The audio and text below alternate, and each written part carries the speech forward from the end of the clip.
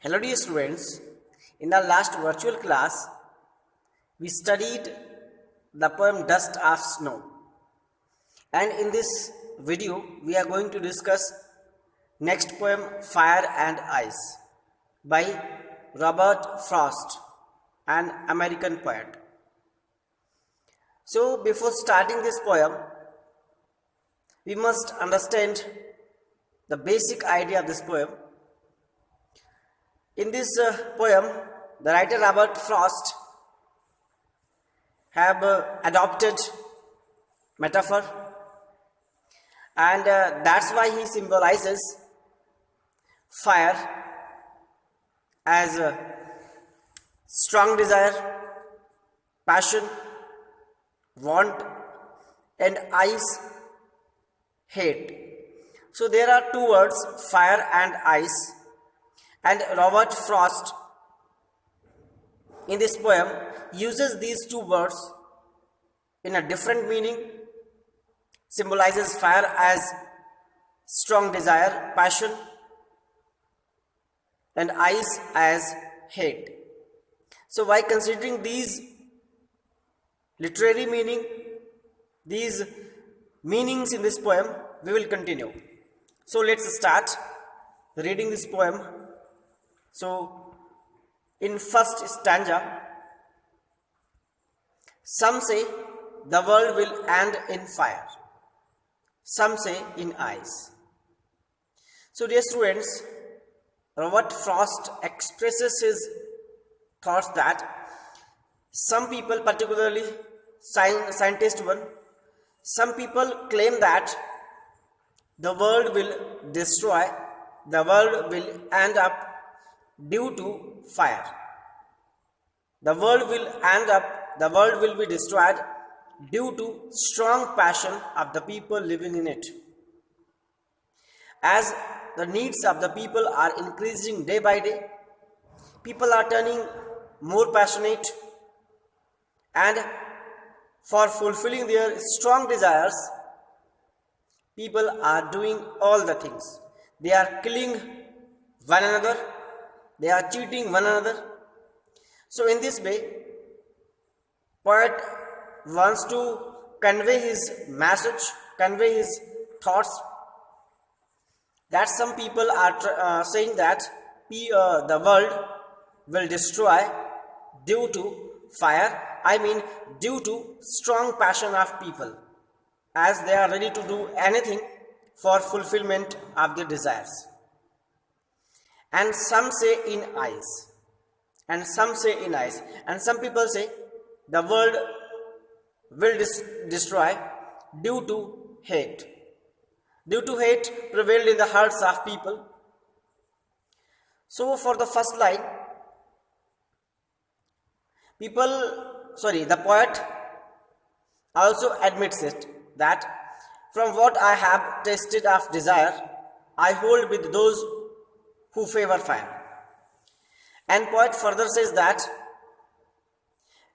when I talk about my personal experience of life, then poet favors the first idea. Poet is in the line of the people who are in favor of that the world will destroy due to fire, due to passion. As in this world, people as well as countries being passionate for something, they are attacking on one another, and in this attack or wars, so many lives are taken, so many people are killed.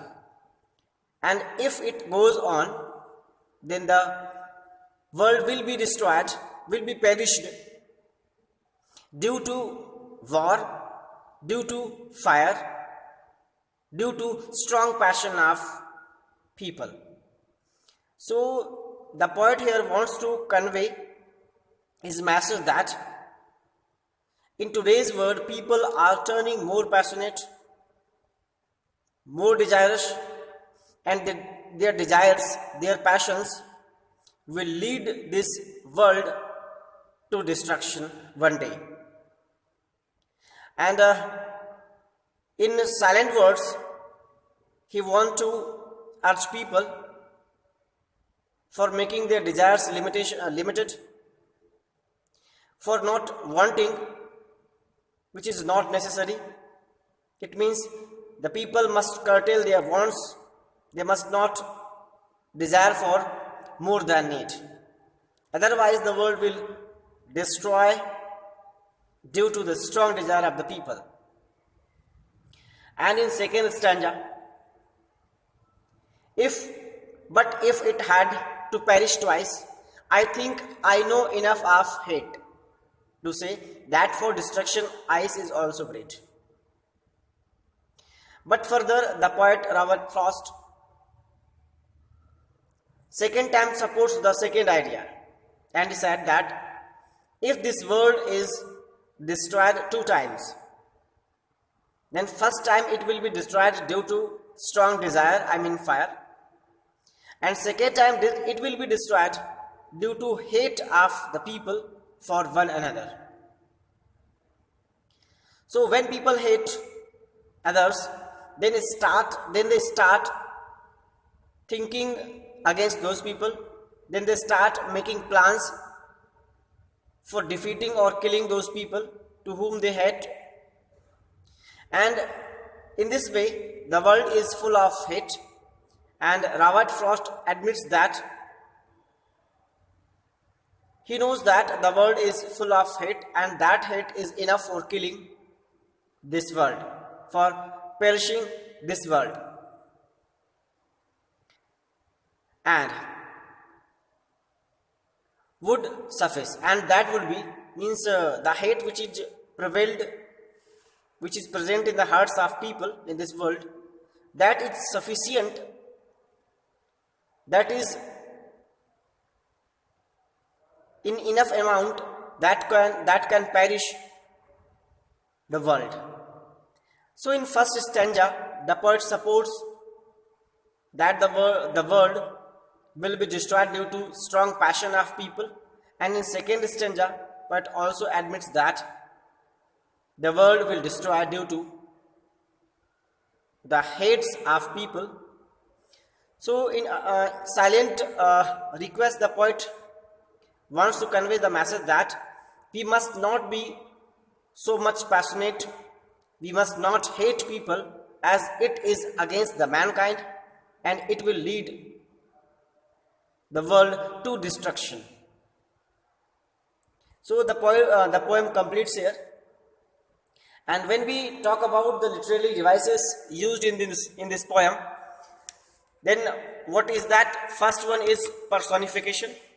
And what is personification?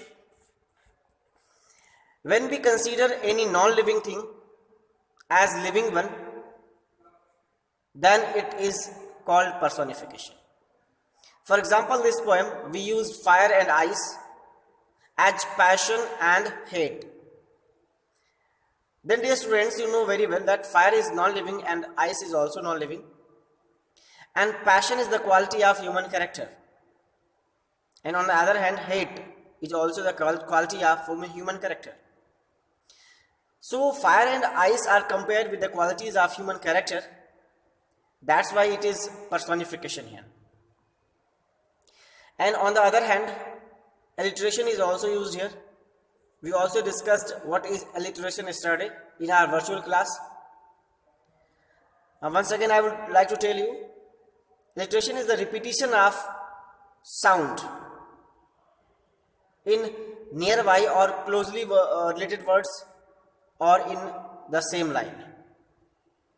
So in the first line, first two words, some, say. Starting of these two words is with the letter S, and it is the repetition of sound S. And when there is the repetition of sound, then it is alliteration. So in first line and second line, there is a repetition of sound S, and that's why it is alliteration here. So first one, personification, second one, alliteration. And there is anaphora. Anaphora, it means repetition of something, some sound, some word for more than one time. So some say in first line, some say in second line. So it is also called anaphora. And when we talk about rhyming scheme of this poem, then we discussed about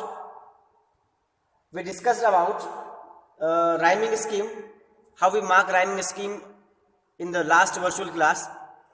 So the last word of the first line is fire.